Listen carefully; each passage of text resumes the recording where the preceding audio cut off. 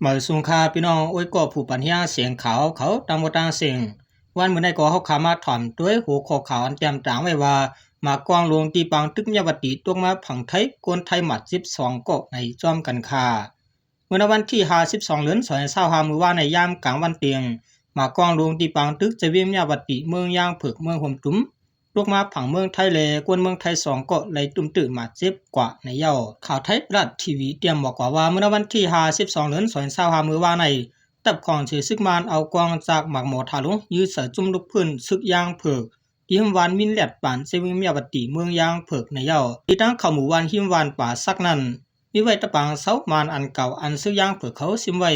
ถ้าที่ได้ขึ้นปางเซาตับนั้นผายซึกมานจังทั่วซึกมาหลายวันตั้งผายซึกลูกพื้นย่างเผือกเขาก็เอากวางลงยื้อตอบขึ้นในอยู่ที่เป็นปางตึกนั้นมีหิมจำแดนดินไทยถึงมายามกลางวันเตียง12โมงหมากลงเขาเสียนมาตกเสผังไทยตกเสเนวานมีกุนแกนหิมวัดห้วยมหาวงมหาวันเสวิงมีสวัดสิวันตาก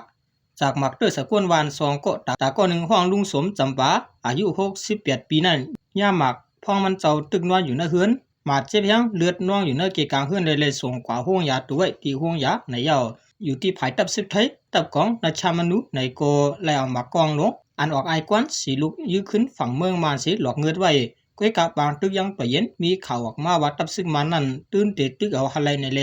อยู่ที่ผู้ก้อนอื่นเขา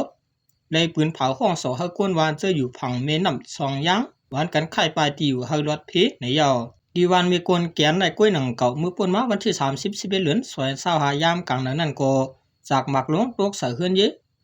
ลวดกาลูกไว้มีแห่งการยานเมืองมาน2ก็เลยมาเจ็บกว่าในคา